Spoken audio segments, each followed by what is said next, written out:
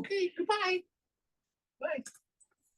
Somebody else take breaking. Recording. Can everyone hear me okay? I just turned up my volume a little. Workable. So today is one of the days of the two of Dia de los Muertos. And we celebrated last week. And we celebrated last week with the practice of the 5 remembrances. And the 5 remembrances are very basic reviews. I encouraged everyone last week to do it each day.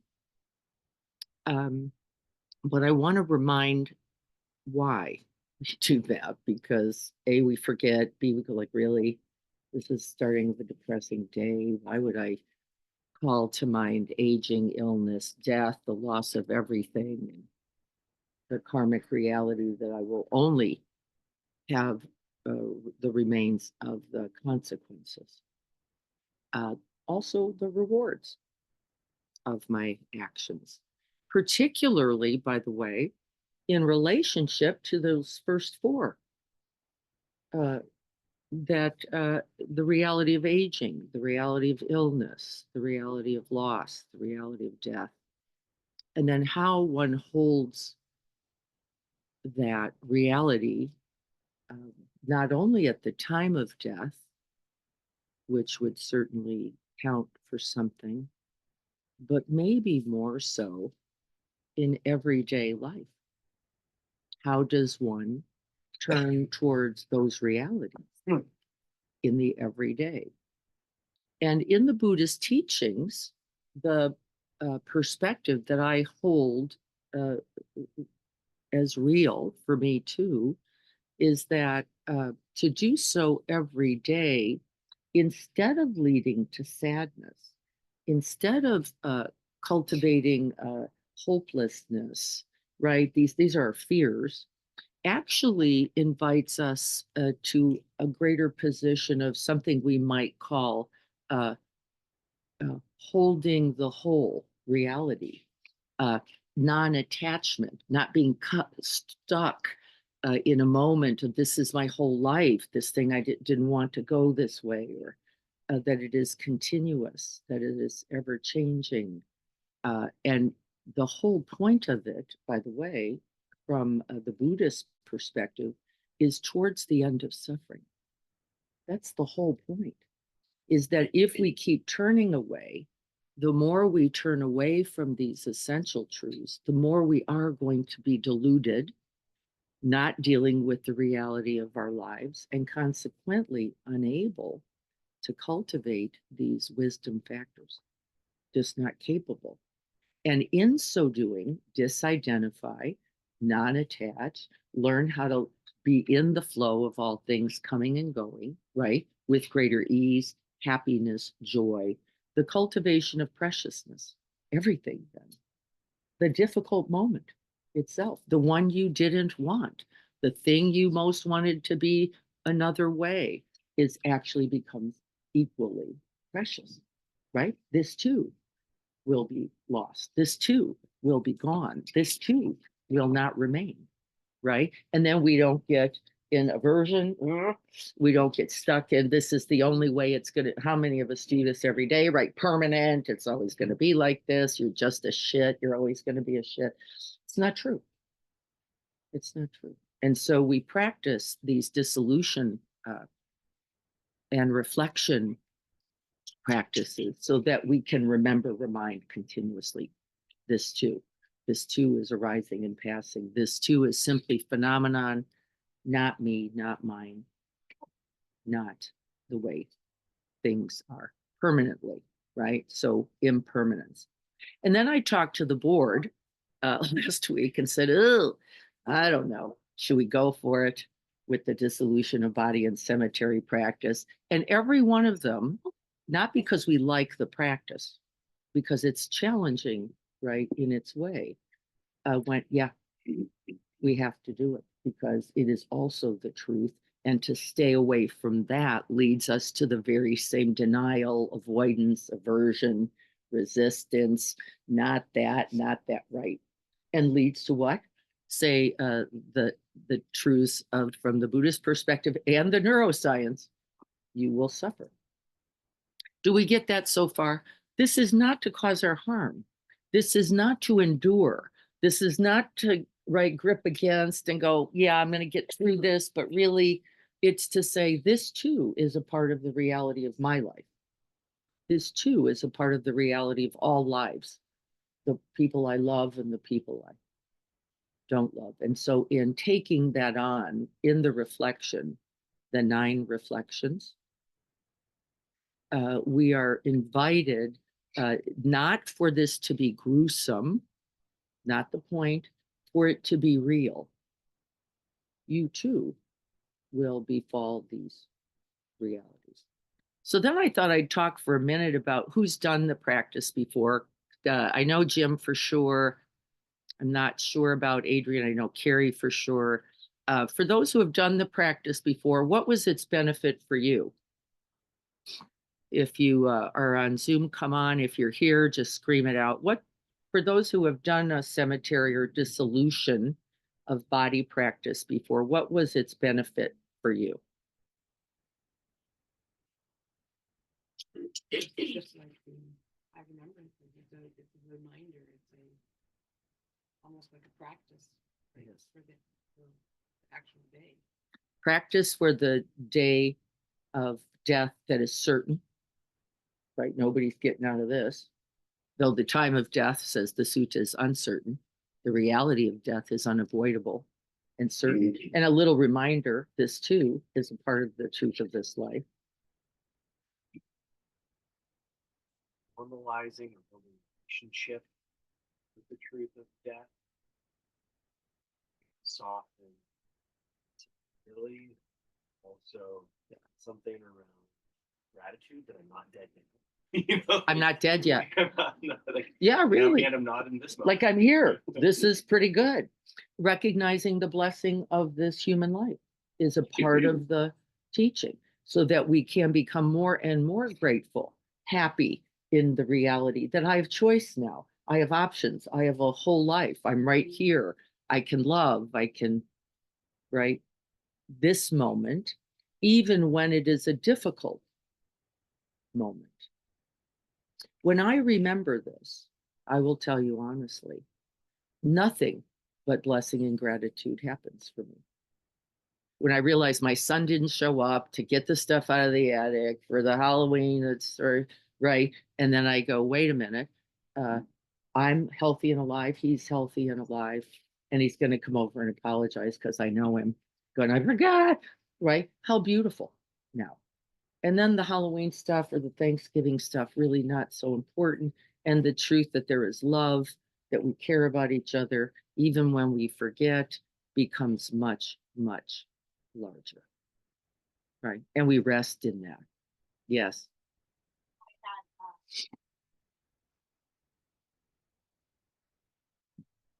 And sitting there and simultaneously my daughter calls me and she was driving down from this to the San Diego State and there was a shooting down there and a fire.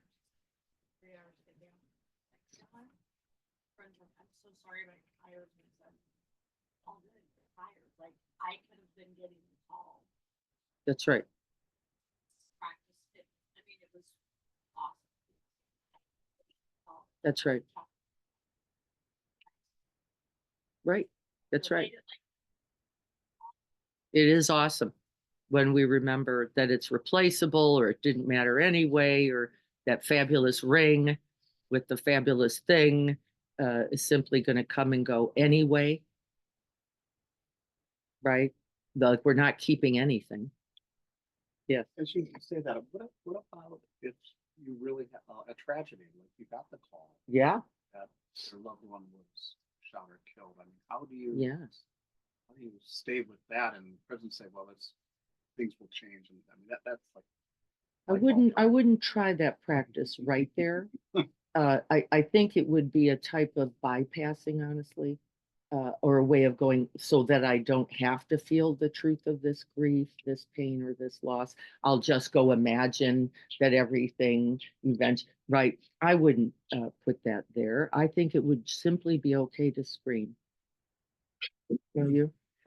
And in the scream, honestly, the truth of that, we then, with time, with being with, also remember slowly in our time, nobody rushes this for us, the love that contributed to the grief, the pain of not having a thing we have loved and cared about, right? I don't think there's shortcuts there. This practice is not designed to go, so then everything's okay all of the time. That's bypassing, we call it, and not the practice. So it would not be useful. I would even say I wouldn't encourage that practice there because I think it would be denial. I hope one could come to the truth of the whole, of not only is there the loss, but the love. But that's with time. And I think having to go through, don't we know, a lot of pain. There's no, and it doesn't matter what you know and how smart you are. And then we get these pristine moments like Felicia's talking about where all good, all good. And that's beautiful practice also to know that, because it could be me, it can be mine. And the reality is still what? That all will be changing, all will be lost, even when it's not this moment. This could be a time to recollect it, even in the, right, not my family, not me today, the reality is.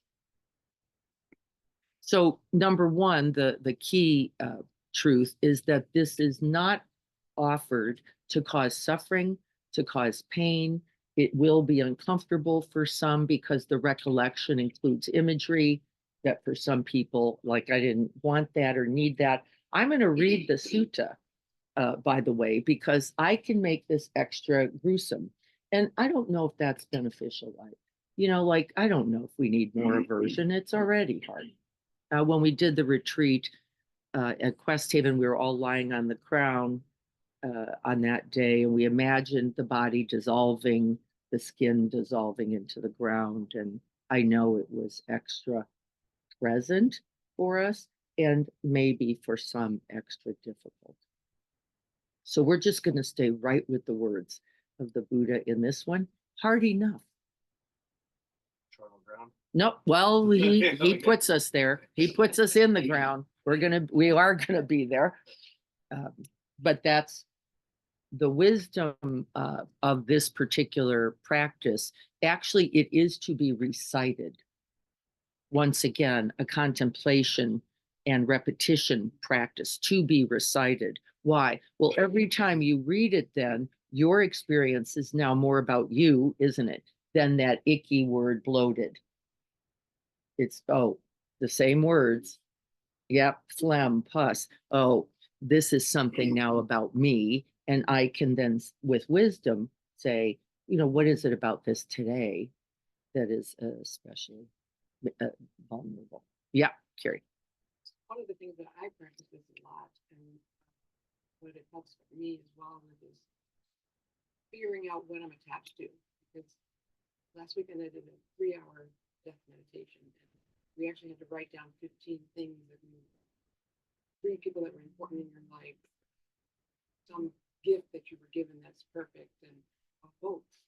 And when I was going through the meditation, every 20 minutes or so, she would say, okay, now you have to get rid of a person, or you have to get rid of hope. Say, wait. And I can tell you that I'm pretty damn attached to that, right? But even with things like the gifts, okay, I see that my parents' rings, lovely thing. Mm-hmm. But if you do it on a regular basis, you get really, really up in your face about what's important and what's. Yeah, that's right. And so I don't know if everybody could hear Carrie, but she did a long practice with within the death doula community, I think it was.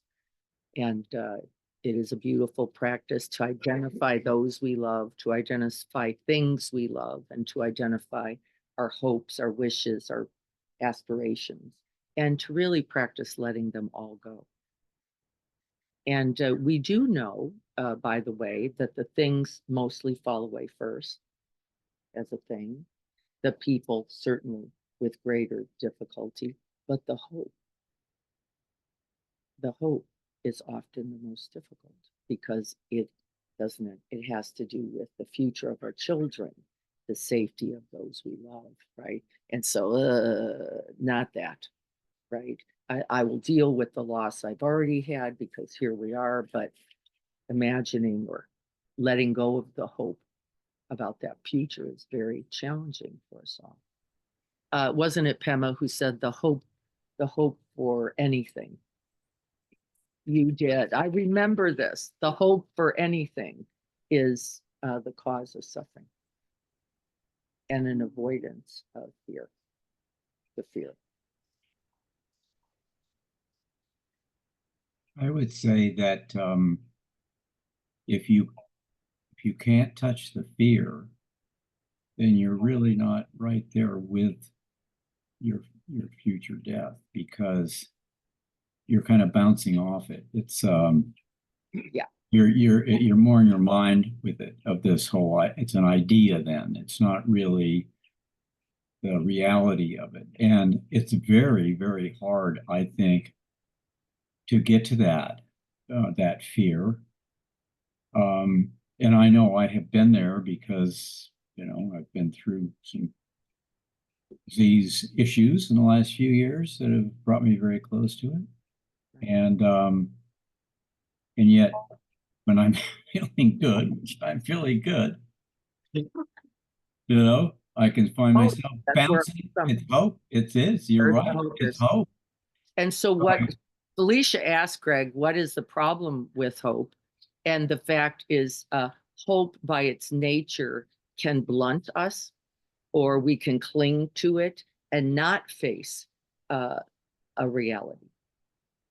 Not face, rather than turn towards the reality, we cleave, I think is one of the words used, and then are blinded, then are deluded, then are not dealing with the essential reality. I've spent a lot of time thinking about hope because it seems like there can be a good side of hope, Yes. which would be the hope that, that I would be able to be as present to my dying. I can be as present to the fact that the fear is there. I can also be hopeful that I wouldn't have a lot of pain. Maybe I can be hopeful that, I don't know. yeah, I'm on a slippery slope now. I think we took a turn. I could feel it. I think we were on it there, Greg. I was. And then I could feel us I sinking. could feel it going sideways. Yeah. I'll just tell you what the teachings say, right? Because what do I know? The teachings say that there is wholesome aspiration. Yeah. May I have no pain is an aspiration. And then with that, may I not have pain, may I be present with, maybe I be available to the pain that is here. And even in the teachings, it says, may I take it on so that others may not suffer it. This is the Bodhisattva vow. And that's understood to be wholesome aspiration. May you not suffer is an aspiration, and you will then direct yourself towards the possibility of that for the person without cleaving to you just can't die. You just can't hurt. And if you do, it's going to wreck me, right? So that I can't be available to you. That's the hope we're worried about. That's the hope we're worried about. Felicia talked about the hope in the Holocaust, how, and Viktor Frankl very specifically, right? Who, and that hope was an aspiration. That was an aspiration. And may we not suffer is an aspiration, very different, because what it then implies, by the way, is I will act, speak, and think in accord with that to be the contribution.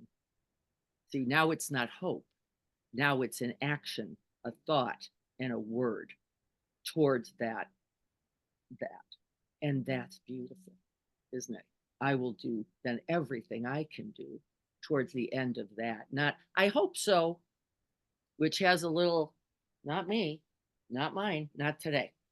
Like you do it, because I don't, it says, I will be the lamp, said the Buddha. Right? This is a whole different, there is no hope in that. There is action, there is compassion. Does everybody get this idea? Gives me goosebumps because I know the truth of it so deeply. Hope is a little, you know, right? Almost comes with a helplessness if we're not careful to distinguish. And Viktor Frankl was beautiful in it because he meant me, not somebody, someday, somewhere, right? May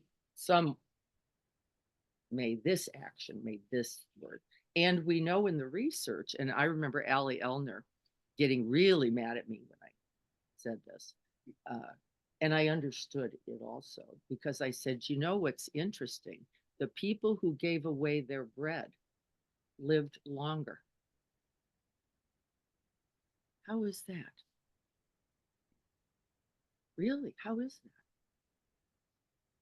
What I will be that versus I am victim, I am hopeless, or I am hopeful. Remember, we're using both here. They both have slippery slopes, right? And watch what happens with hope when it is then not realized, right? We all feel victimized there. We do not feel victimized in an aspiration. You say, I will do everything I can do, and then I will also accept the limit of my actions. You get the difference. Otherwise, we're, come on. And I'm exaggerating that for the point. Do we get this idea? Yeah, it's important. This is important consideration. So thank you for being open. I'm going to see if I can't click on this to move to my notes. The practice of dissolution of body is in a body of work in the Pali Canon called the Satipatthana Sutta. It's an interesting place to put it from my point of view because it was the 4 foundations of mindfulness. That's interesting. I would have imagined you put it, no, they stuck it right there, right in the first foundation of mindfulness, known as what? Foundation of the body. Foundation of the body. So not only do we go through, here is the hair, here is the skin, here are the eyes, right? We do that in the body scan. Here's the shoulder. Can we know the shoulder? Here's the elbow. Can we know the elbow? It says, don't hang on too tight. Don't hang on too tight. There goes the shoulder. There goes the shoulder is at the end of that. So first, can I know the parts as the parts? Can I know my attachment to them? We just go right through the body scan and then hair like this and right. And then we go, and this hair is not me and not mine. I cannot hold onto this. This too will dissolve. Right. So we can see why the balance, it isn't just, I don't want you to get nihilistic either about there's just the disappearance of everything. That's not accurate either. Right. There is this, all the parts, and we take good care of them, right? We try to attend well to them. This is not nihilistic. We don't go there like, what's the point then? Since everything dies, I'll just, not the point. It says there is this, and then there is the end of this. And we must hold both, which is another of the teachings with equanimity. Both there is this, yay, good, I can't cleave it, and there is the end of this, and I can't reject it. And then that's wisdom, right? You can feel the wisdom, I hope, in it. But just know it is not only the getting rid of. This is not accurate. It's not wise. It wouldn't be true. It would make you hopeless, nihilistic, and disregarding of the truth, whole truth. There is this life. There is this moment. There is this body to attend to. So just to clarify that, because I think if we only hear one side, we can fall over in a way that I don't think is helpful either. All right. The Buddha said, and I love this, I forgot it. So I'm glad I reviewed it. Of all the footprints, that of the elephant is supreme. Well, so what? Why are we talking about the elephant? Similarly, of all the mindfulness practices, that on death is supreme.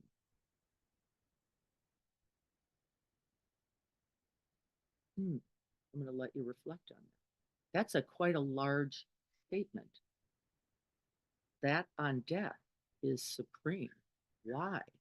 It will, greater than other practices, contribute to the end of suffering. That's why we're doing it, right? Just so we know. Okay, so let's get ourselves prepared. You are going to sit in a comfortable posture. We don't want to be overly rigid for this. This includes some visualization. Some of you will find it easier and have that capacity. Others not. Those who don't have a visualizing capacity, see if you can't just drop into that part of the body as we're talking about it, feeling what is happening there. Because even in the present moment, what's true?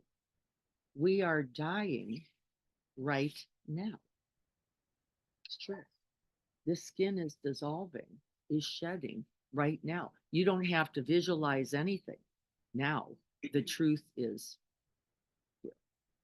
So finding that comfortable posture. Thank you for those joining me on Zoom for this. For those on Zoom, you can choose to lie for this practice.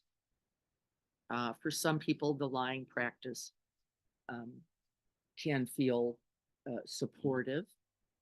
This is sometimes called the dissolution of the body practice, sometimes called the cemetery practice, sometimes called the 9 stages of decomposition. So if you're going to look it up yourself, just know these are all some of the language. And I'm going to read it, remember, rather than add poetry to the piece. And so again, bhikkhus, and bhikkhu is a practitioner, so it includes you. The Buddha is referencing you here. As though one were to see a corpse thrown aside in a charnel ground, 1, 2, or 3 days dead, bloated and swollen, livid, blue and black, and oozing matter, pus flowing. A bhikkhu compares this same, one's own body, with this, the cadaver, and says, this body too is of the same nature. It will be like that. I am not exempt from this fate. This was the beginning of the 5 remembrances practice that we did the other day. He's just doing it now with the visualization of the dead body. This too, this body is of the same nature. It will be like that. It is not exempt from this fate. Just finding the way into the body.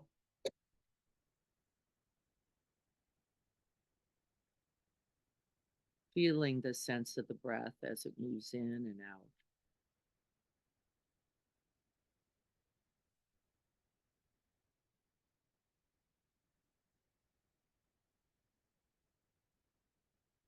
the consideration first here is that this body will also age, become ill,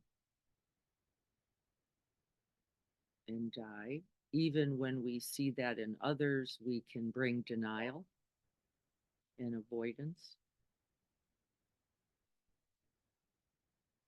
And then it says you can reflect on those who have passed, knowing the truth of this, not only for ourselves,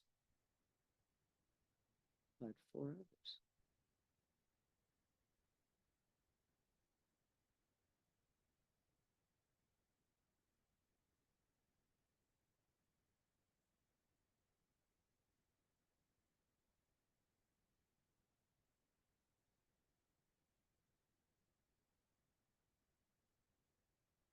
Once alive and now dead.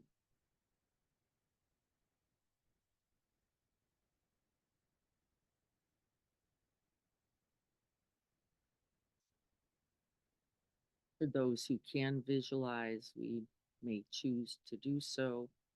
This, remember, is not to distress you, but to encourage contemplation of the ever changing reality of all conditioned things, all things in change,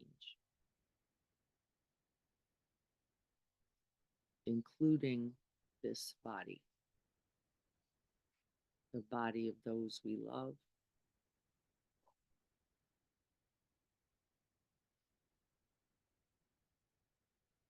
the body of all beings.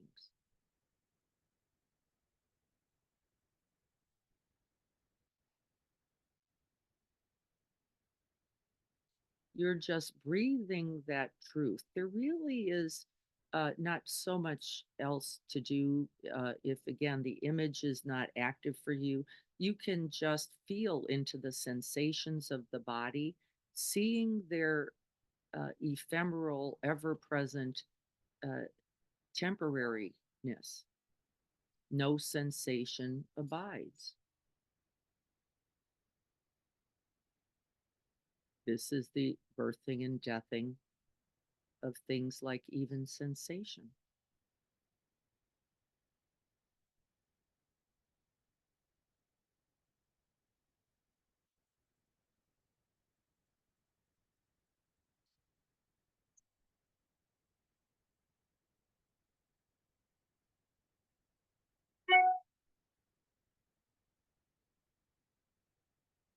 And this is a stanza. I'll read it once. I probably won't continue it, but to give you a sense of the point.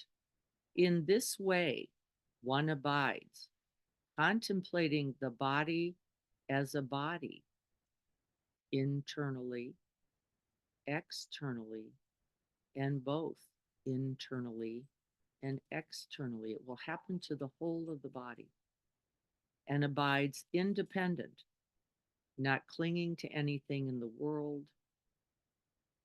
That too is how a bhikkhu abides, contemplating the body as a body, not as me, not as mine, not as I.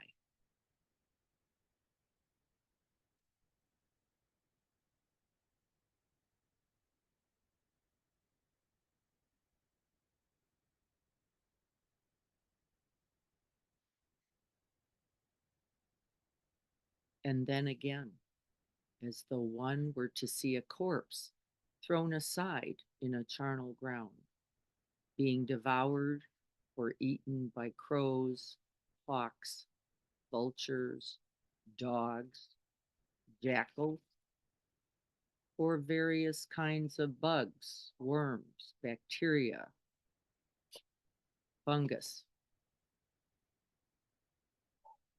reduced to a skeleton with flesh and blood adhering to it,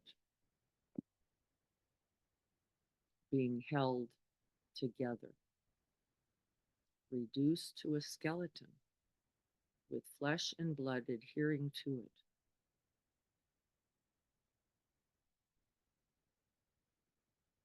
Imagining now the skin of the body,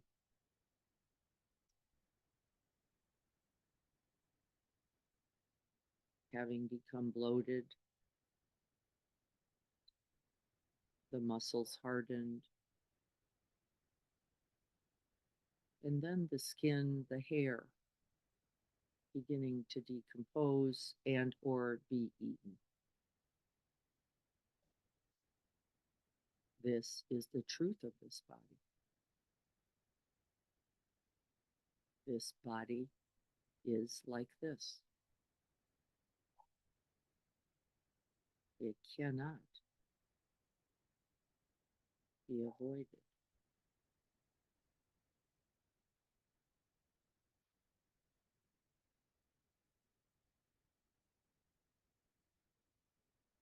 And we're seeing if we can do our best to simply breathe with the truth of this impermanent body.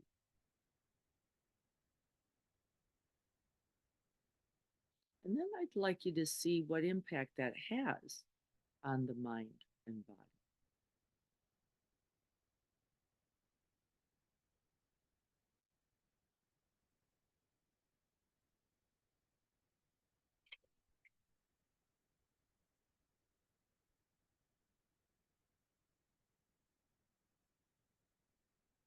This body is not me. It is not mine. I am not this.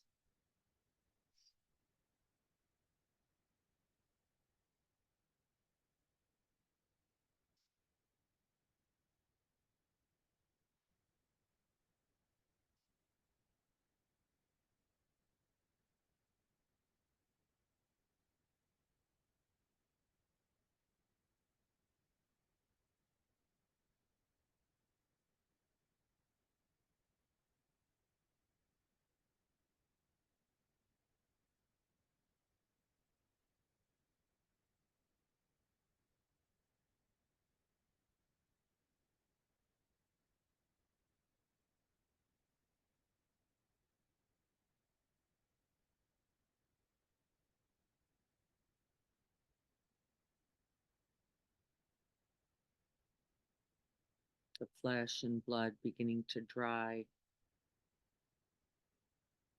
held together now by tendons that are also drying.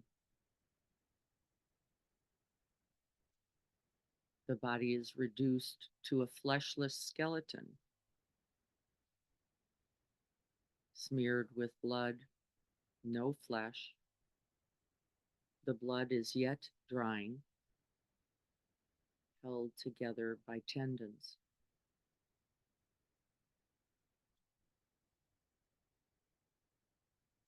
The skin has fallen away. Muscles decayed, decomposed, the tendons, sinewy remains, but the skeleton exposed.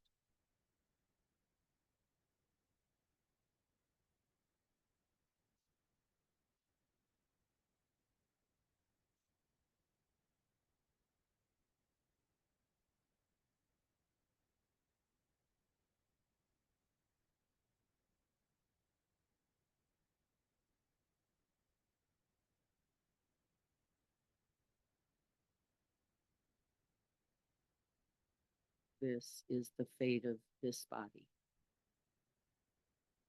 It cannot be avoided.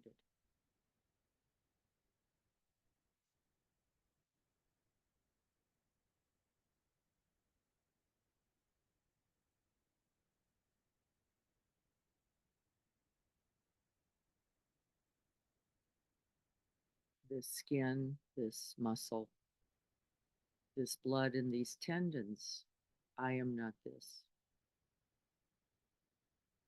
This is not me.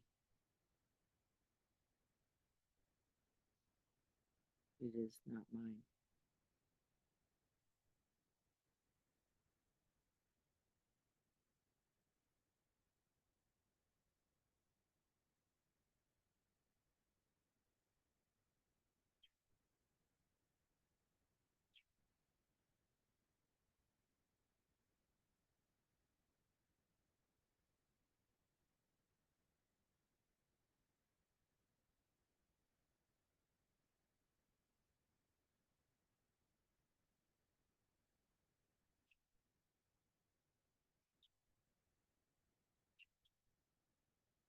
this skin, this muscle, this tendon, ever changing.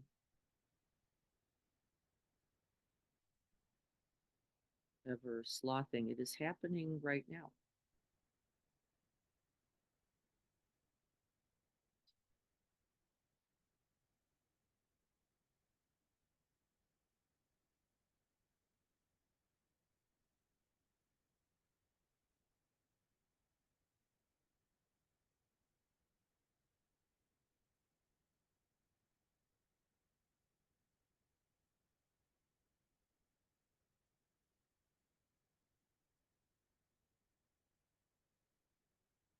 This body reduced to disconnected bones scattered then in all directions, in some cases burned, in others decomposed in water. But here a hand bone, there a foot bone, here a shin bone, there a thigh bone, here a hip bone, there a backbone, here a rib bone, there a breastbone, here an arm bone, there shoulder bone, here a neck bone, there a jawbone, here a tooth, there the skull.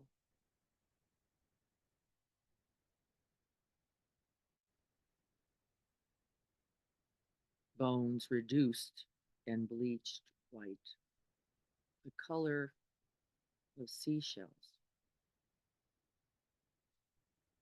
reduced to bones heaped up, now dissolving.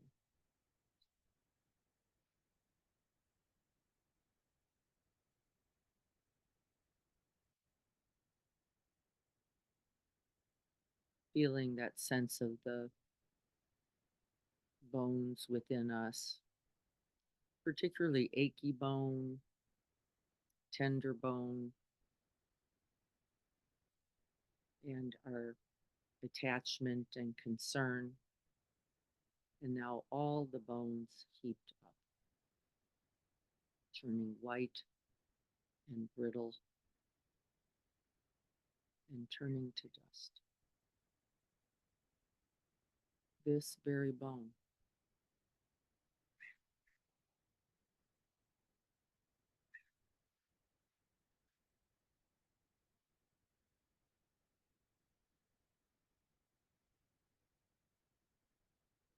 This body, my body, is of this nature. It cannot be avoided or escaped.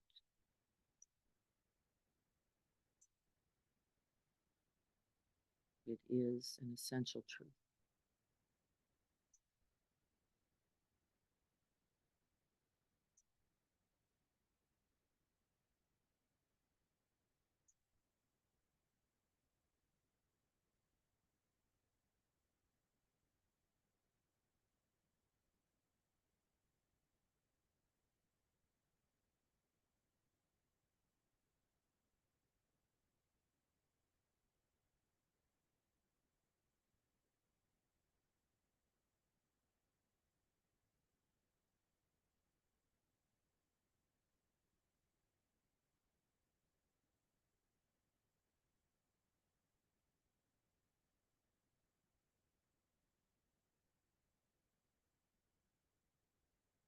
And even as it relates to the tendons, to the skin, to the organs, to the hair, to the body fluids,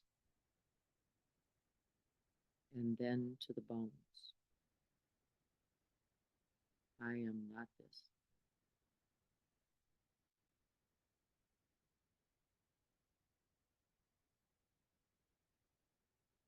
This is not mine.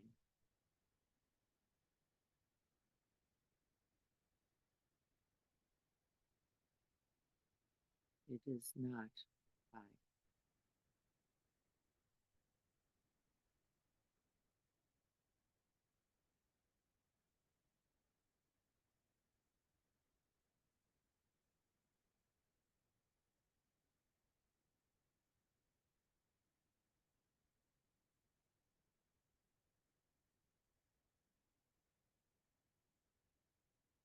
reduced to bones, rotted and crumpled to dust.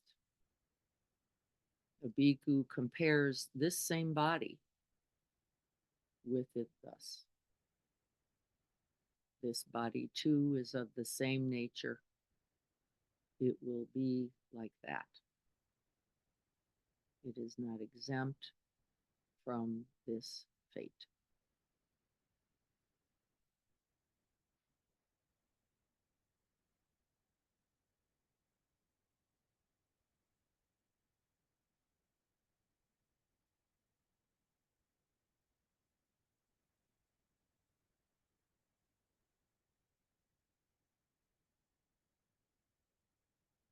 And with the body then fully dissolved into dust,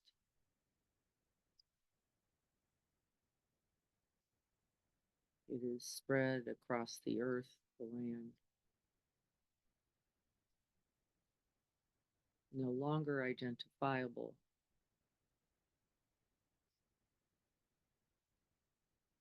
And has become a part of the earth.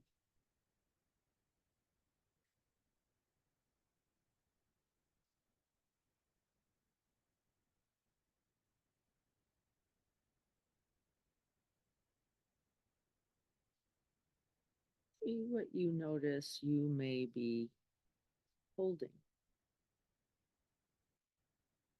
See if you can understand that this too will age, will become ill, will die, and cannot be clung to.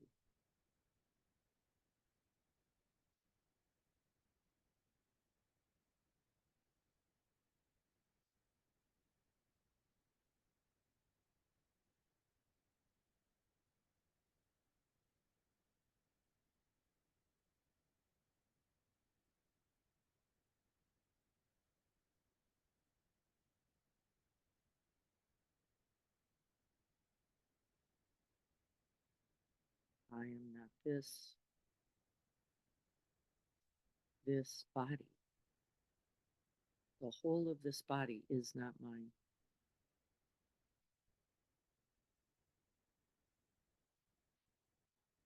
It is not I.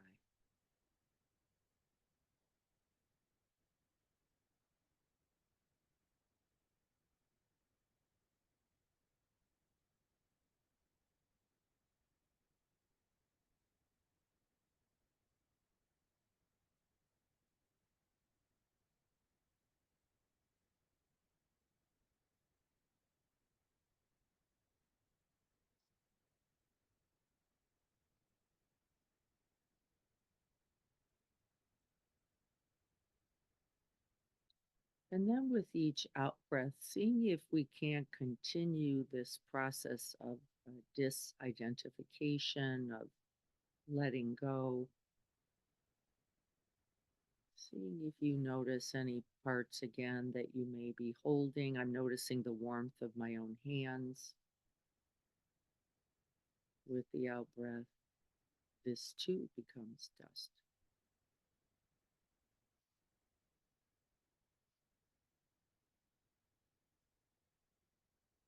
These hands become cold.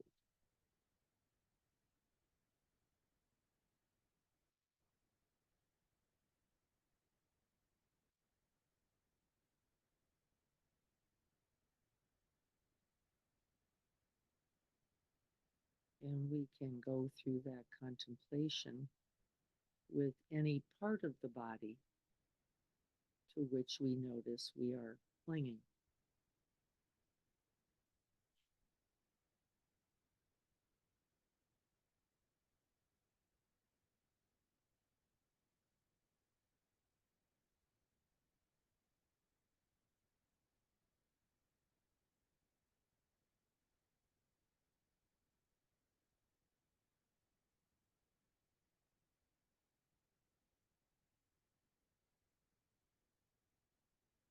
Seeing if we can let go a little bit more with each out breath.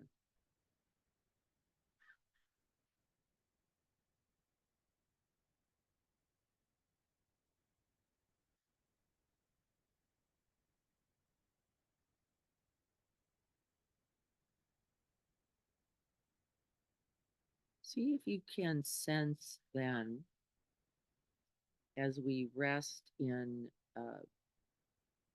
no body, see if you can sense the possibility of liberation. Nothing to have to drag around, no efforting to maintain it.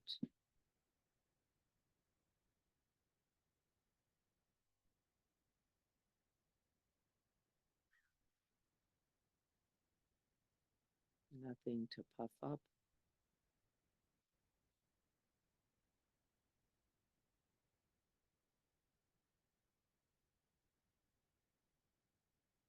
With each out breath, we can just let it go.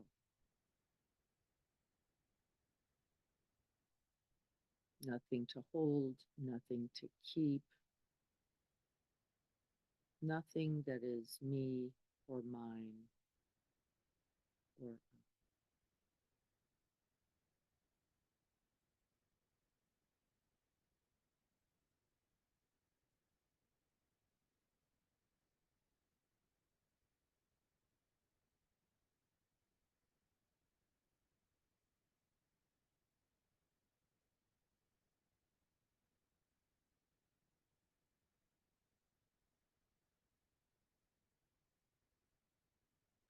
no more aging, no more illness, no more death.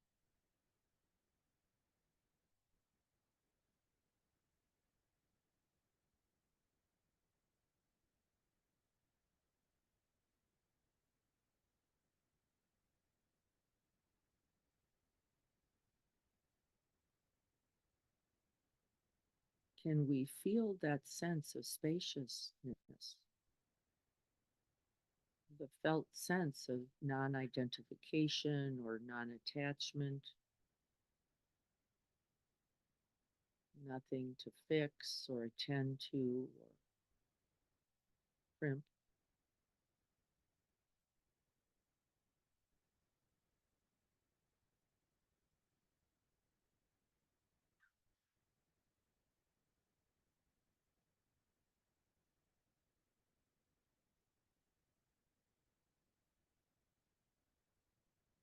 I just had the humorous thought, no more supplements. Holy cow.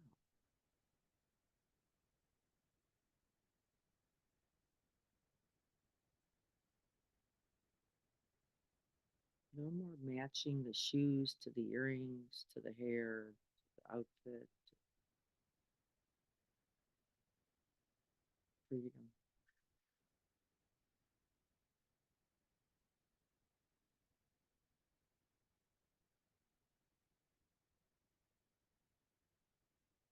And may we come to this freedom and this quality of heart mind this moment. May we don't wait. Don't wait till the moment of death.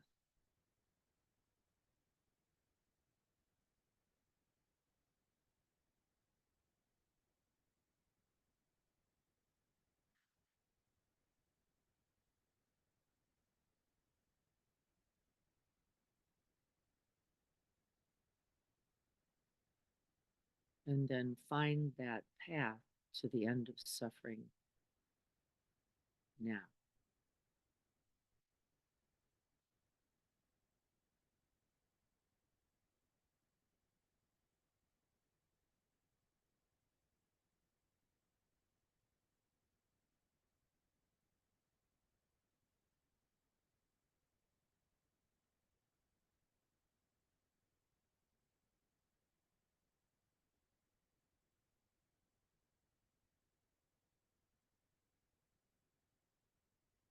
And as long as this body is alive, may it be safe and well, so that we might contribute to the end of suffering, not only for ourselves, but for all beings.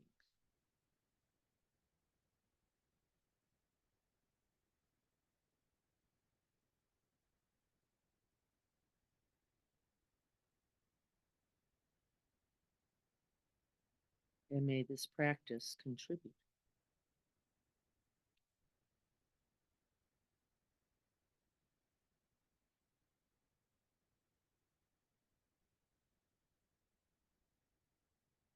So be it.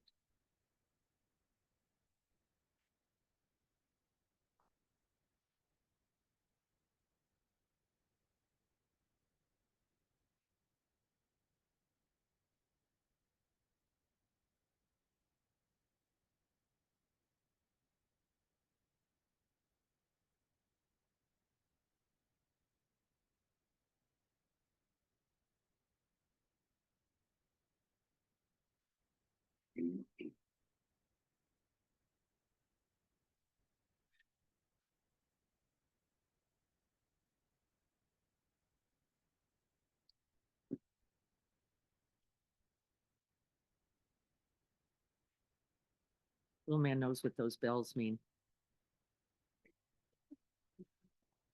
Now we're done. And so feedback about this practice, we have a little more to do. Of course, we're going to be calling the names, but I want to check in on this.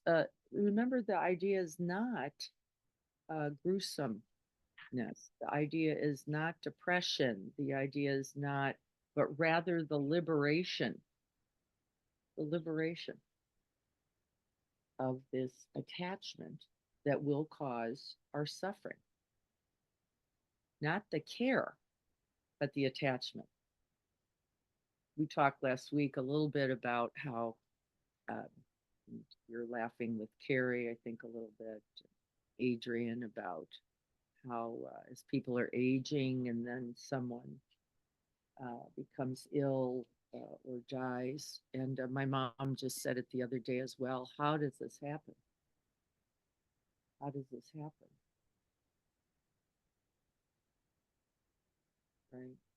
And we don't want to bring that to the truth of this life because then we live it, I think, with some suffering. Like this, if we'd gotten it right, if we took more supplements, if my mother sort of said something about that, like, do you really think they did everything they could do? I was like, well, Mom, they were 94. I don't know. They did something, right? But don't you think if they would have done this and this, they could have lived longer?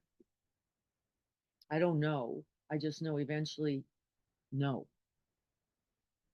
Even if you drink the green juice, even if you, right? No, I don't know. And then we blame what? We blame the healthcare system. We blame each other, right? We blame the families. We blame the dying one and the dead one. If only you, how often have you heard this? If only you would have something, because it's so terrifying to go, no matter what you did, no matter, right? And we don't like the idea. So it's easy to turn into, you should have done.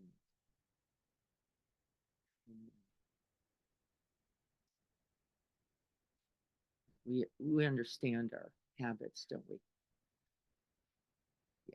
Let me see what it says here on chat, and then we're gonna call out our names. Such appreciation for my body now. I think it does that also. The body that's even like working mostly starts to feel pretty okay. Like, okay, given where it's going, this is pretty good. Not so bad, Hands are a little buggy, but really, overall, that's that gratitude, I think, that we feel when we understand the reality, right? I think that is also true. Thank you for mentioning that. Anything else? When you said supplements, I was thinking about so much information about as your skin ages, what the hell you're supposed to put on. You spend thousands of dollars on, you know, the oil or not the oil, or, you know, the brushes and not Yeah. the brushes. and- The things you can do. I can just get rid of all that shit. Yeah.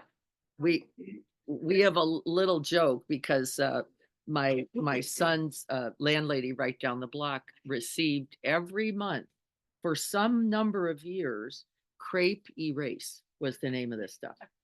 Crepe Erase. The name is funny. And it was $79 a month. Well, Jackie collected probably, well, over 4 years, 50 boxes of Crepe Erase that then my son, in his inimitable wisdom, brought over going, you could probably use this. Really? Thank you. Thanks. True, and true, because it is also falling. Give it to your friends. And so I do. So I'm handing out Crepe Erase to my mother and to my daughter-in-law's grandmother who's 93. Oh, my Lord. And she goes, oh boy. Right. I distribute 50 some boxes of Crepe Erase. And of course, we're all slathering it on and right. Yeah, what was funny is this morning I got up and I saw the crepe erase. I went,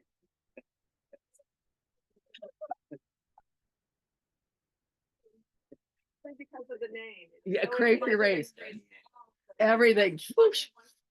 And so I have to, the hilarious story about me. So my mother says, I think this is working.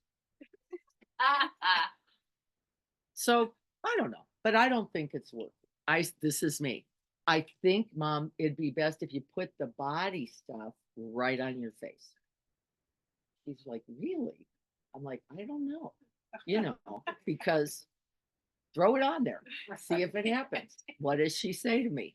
I think it's working. You were right all along. I had to take the stuff I was put and just get it right on my face. And I can tell, don't you think it's, Was it? well, she was shiny and yes, I think shine does reflect a little bit. You look pretty good with the shine. Yeah, no, you're looking good. She's looking in the mirror going, look at this. There's all the wrinkles are gone. Okay. So we know the truth of this. Yes. Get to a serious question. Yes. Yes. As we're doing this visualization of our bodies disintegrating, becoming part of the earth, the part that was hard for me was the brain, because it's almost as if I'm treating my brain as different from the rest of my body, but the brain would, of course, be starved of oxygen and blood, and it would eventually shrivel away. So then it becomes a question for me: what am I then? I mean, right now, I think, yes, I can just differentiate me from my body, but not really, because it's coming from up here. Yes. It's really hard. It's a Yes. complicated. It is. So what am I? Yes. Answer that. Yes. Yes. There was letting go of supplements and things like, and I thought how relieving it would be to not have to do the gym thing anymore. So there was a small part of me that could sense just what the experience of life, less attachment. But then I got to another place where the body just kind of turned into a blurry energy. There's just a field of sensing. There was something still there after the body had been let go of. It was just an aliveness, just a field of awareness. Now, I caught myself saying, I hope that's still there when it actually dies. But I could see that's just a thought that arose within that pretty big field of awareness. The Buddha did address this, by the way, just from from the tradition, and really he is addressing it here also, which is, I am not the body, including the brain. I am not even the thinking mind. Goes on further in other discourse, and then ultimately doesn't answer quite the question, but says in many places, awareness of body. awareness abide. I think meaning not attached to the brain at all, not attached to even thinking at all, but that vast open space, field of maybe somebody would say in a certain tradition, consciousness. Right. Somebody might say, somebody would say soul, somebody would say spirit, maybe something larger, but not attached to anything.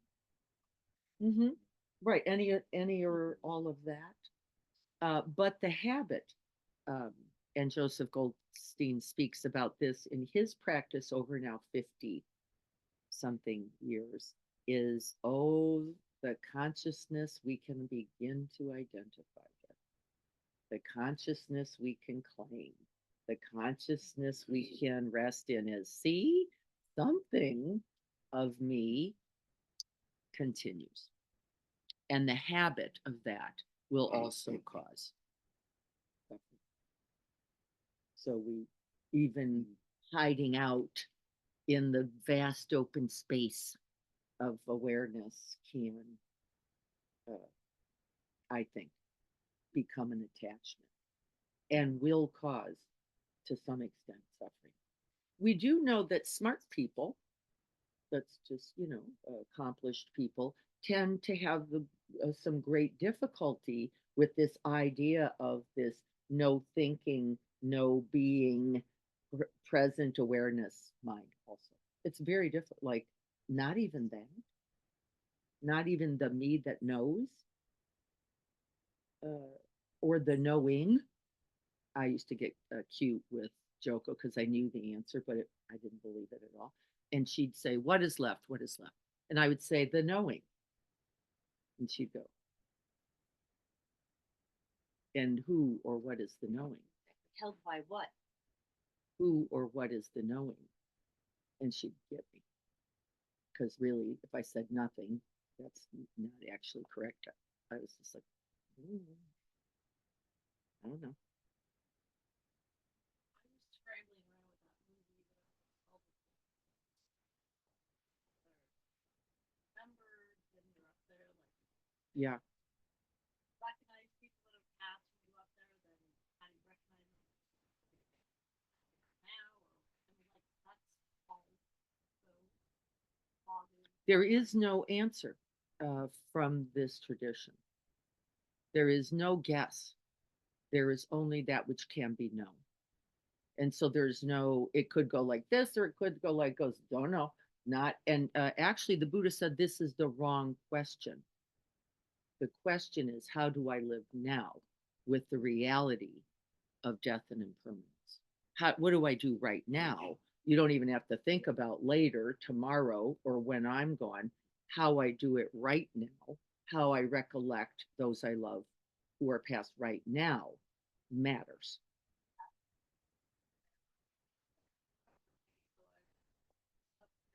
Like what you know what I mean? Like Yeah. How she will remember you, again, according to this sutta, is how you are now, and then how you are now, and then how you are now.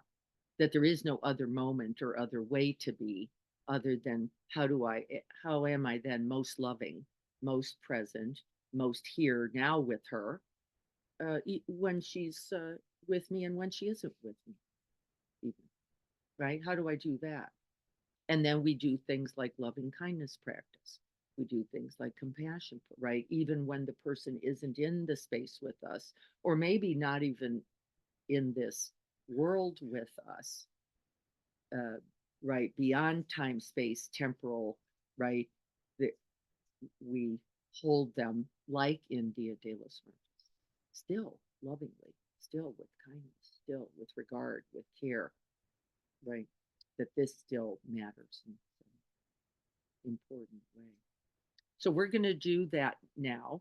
I have to run upstairs to get the list because there's a list from people who, and I forgot to bring it down. But this is what I would like you all to do while I'm running up to get it, is be thinking of those who have passed, who you would like to call to mind.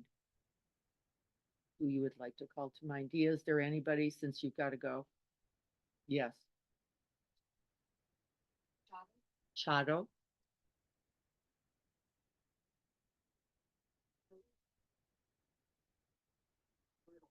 Myrtle. Chado, Phyllis, and Myrtle. May they be remembered. Thank you. I'm going to run up and get that list. Can everybody help me hold those names? I think I got them. Okay, I'm going to go run up and get that. Somebody could get the cookies out because right after we call off names of dead, we have to eat something. That's from my other tradition. Yeah. Yeah.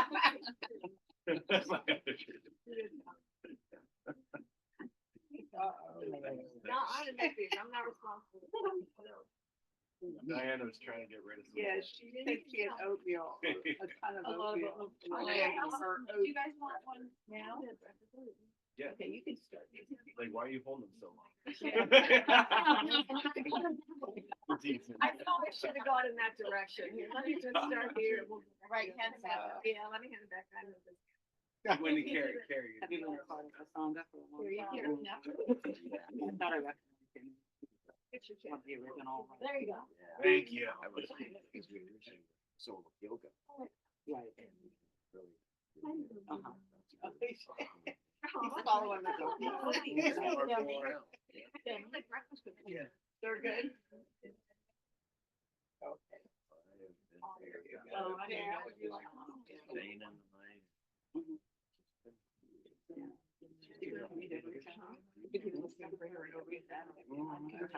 Well, Yeah. if she's in town. Oh, sorry, little. I don't know. Consistently gotten amen. What, you want Right. But when I got this one. Well, he definitely went. Yeah, Gonna be Are you crazy or not? I'm not allowed to do that. Yeah, I thought I might bump into you here. Yeah. It's actually my first time. I'm usually. Yeah, I thought. Little man's crazy. Oh, Yeah, they've been passed. These are delicious. oh, great. Yay. Lineage. It's all in the lineage. Okay, I've got a good group of names here. So here's how we're going to do it. I'm going to read the names of those on the list that have been sent to me, and then we're going to pass the bell. We're going to pass the bell. After each name, the bell is rung. And we're going to stay for that. I'm going to read here quickly. Oh, we're talking about the product. Suzuki Roshi in his last breath said, "I want to live." His disciples thanked him for his honesty so we can appreciate life and accept our death. Yes. Oh, Cookie that is no longer with us. Yes. The death of the cookie metabolized. Okay. And then those who are on Zoom, I will certainly also ask you to identify a name if you want. I know some of you gave me the names. So while we're eating cookies, enjoying the sweetness really of this life, may we call the good memories, the happiness, the ease, the love, the connectedness, the joy, even the hardship, the difficulty, the challenges, all a part of this precious human life. May we call them to mind, and may we call those others, those loved ones now deceased, to mind.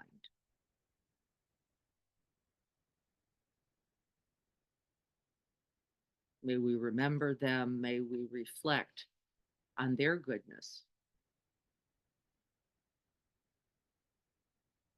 on their love. And may we call their names out loud to be remembered,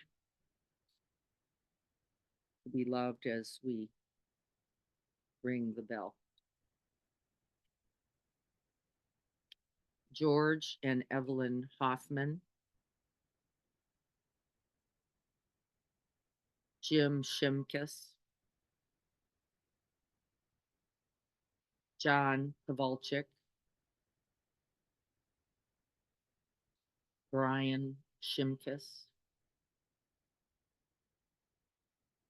Kim Wassung, Carrie Ann Welk, Sylvia Rufino, Abner Gomez, Bobby Ventrudo, Allison and Carol, Rich Kranzman, Paul Samard, Ray Hinkle, May Shea, James Shea, Harry and Ruth Bayless, Chateau, Phyllis, Myrtle, Mike Kowalczyk, Jack and Joanne Arnold, Kenneth Axtell, Marion Kowalczyk, Mary McNeely, Conchetta D'Onofrio, Ursula Lilowitz, Marianne Thompson, Janet McNeely, Evelyn McNeely,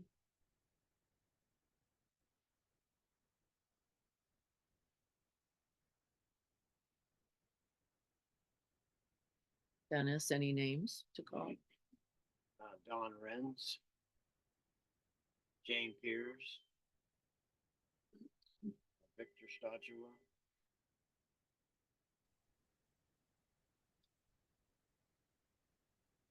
Annie Stodua.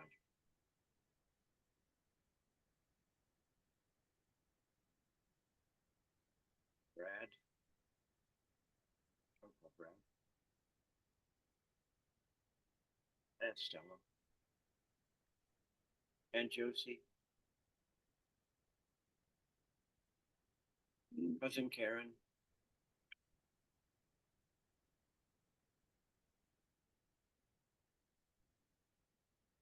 Myrtle, Andrea, Judith, and Milt. Greg, I can't hear you. Myrtle, Andrea, Judith, and Milt.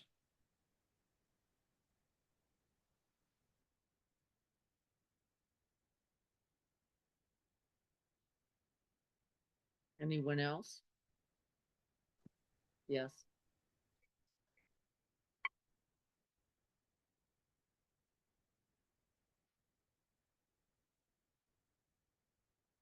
May they be remembered. Yes.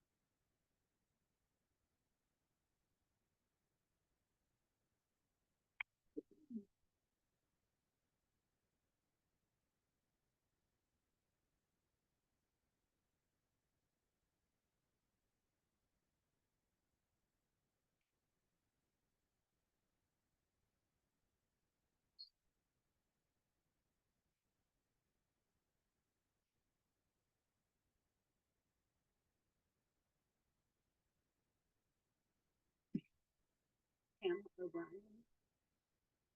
Kimmy Stein. Fred Stein.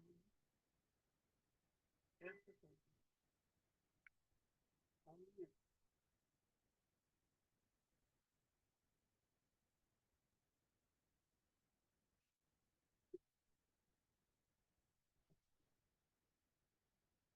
Gail.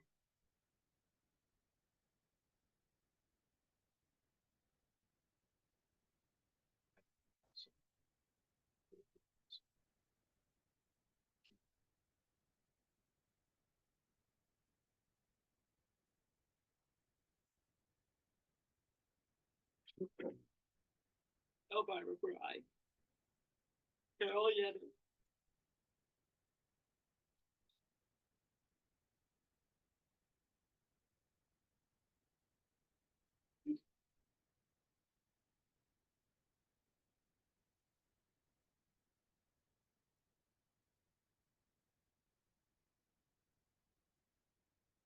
Anyone on Carrie?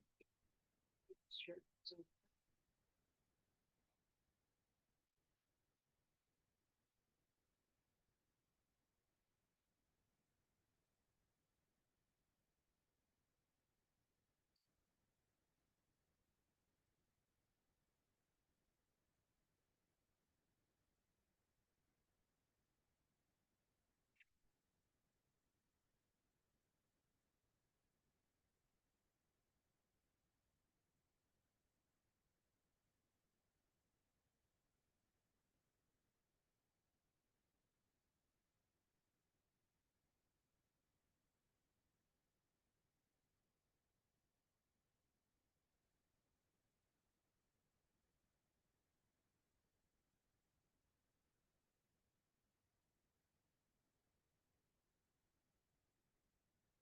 Anyone on Zoom like to call out a name?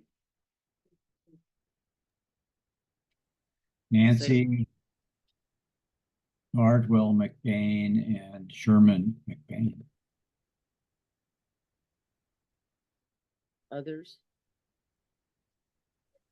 Great grandma and grandpa Armagas, grandma and grandpa Bautista, grandma and grandpa Soy, Mona,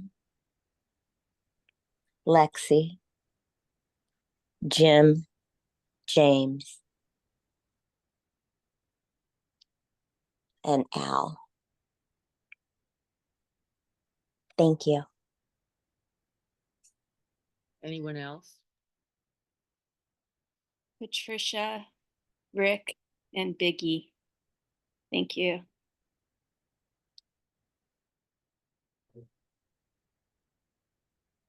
Robert, Irma, and Monty Kinsley, Sidonie, and Ethel Lapuyade.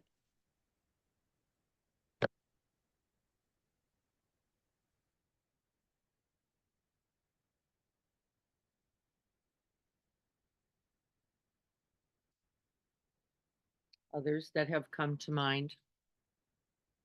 Nicholas Brown.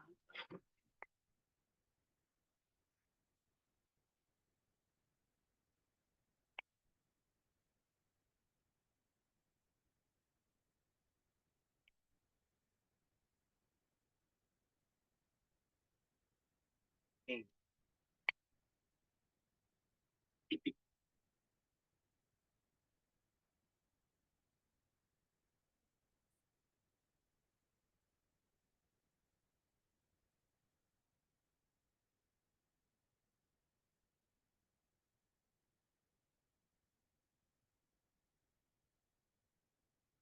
Yogananda.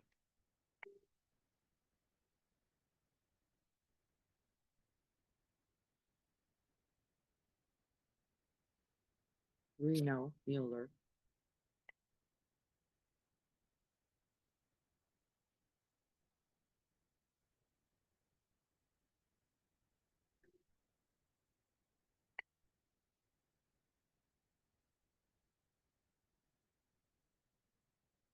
Jesus.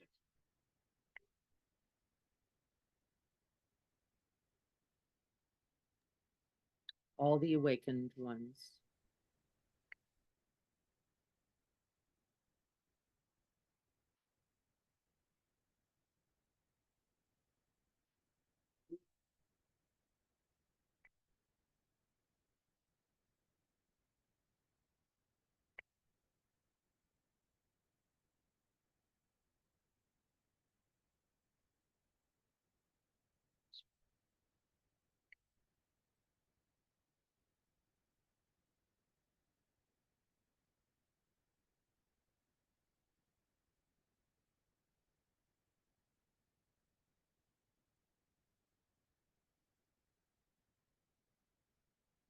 all of the beings, all of the plants and animals, all of the minerals, all of the continents, all of the peoples, all of the traditions, all those who have suffered, all those who seek the end of suffering. May we ring the bell in memory, in love for them all.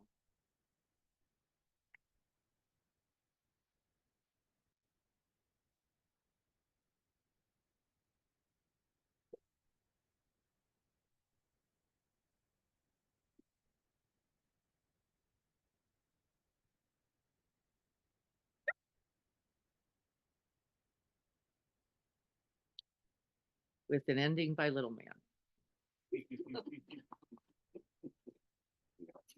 Yeah. Thank you all for this calling of the names and the remembrance. It is important. I hope you can feel why. Because otherwise it is too easy, isn't it? To move on, to get past, to go another way, to go, but I've got this. When really we are all deserving of being remembered and celebrated for the love and the contribution that has been made. So thank you all for joining me in that. This will become our tradition every year. It is important to do. And I trust that your own heart now will be more enlivened, more tender, more loving as a result of these recollections. So thank you so much, everyone. May we all be happy, truly happy.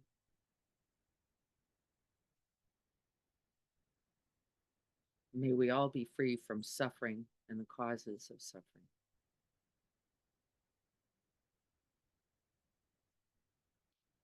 May we all be joyful, grateful, and glad for all of our good fortune, including all those loved ones, and wish this same blessing and these same fortunes for all beings.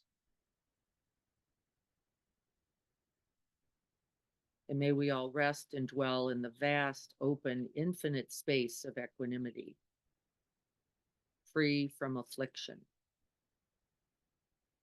free from ill will, free from hatred, from greed, from ignorance, until all beings are free from sorrow and all are awakened. And may our practice today contribute and may it continue.